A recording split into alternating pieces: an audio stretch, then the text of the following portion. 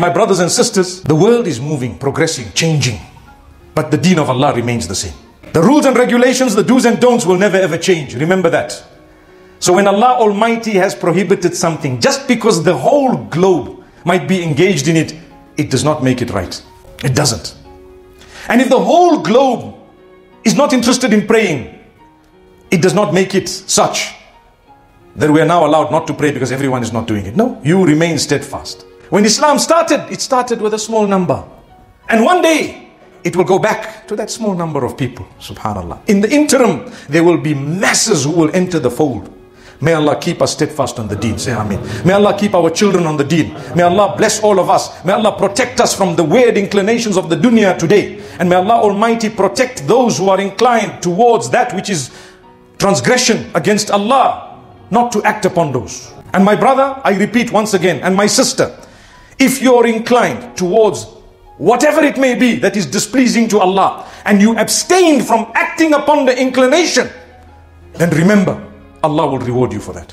I just remembered to end the example I started with, to say we're all inclined to the opposite sex, right?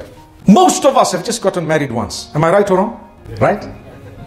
There are some of the brothers and sisters, perhaps who've married more than once, maybe because of divorce or polygyny or whatever else it may be. But for as long as there was a proper nikah, your act with your spouse is permissible. The minute you go outside of that, it's no longer permissible.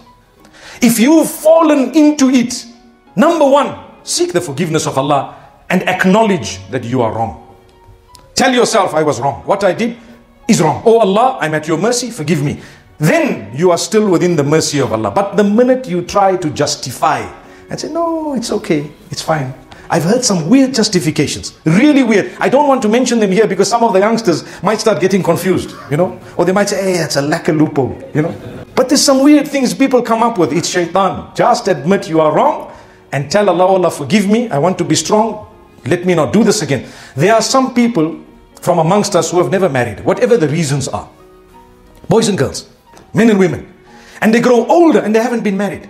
I'm sure you know some of these, right? They may die never ever having acted upon the inclination of attraction to the opposite sex simply because they could not regularize it through nikah. For you is Jannah. For you is paradise. You held yourself back for the sake of Allah your entire life.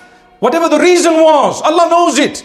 And you did not engage in sexual relations with the opposite sex simply because there was no way of regularizing it in the eyes of Allah, and you abstained and you protected yourself until the day you met with Allah. For you is Jannah by the will of Allah. I'm talking of the opposite sex. And I know many of them, and you know them too if you think about it. Imagine. May Allah Almighty protect us.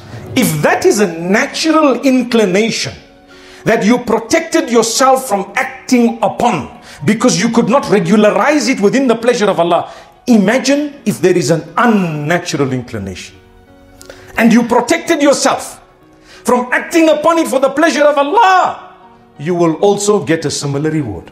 May Allah Almighty forgive our sins.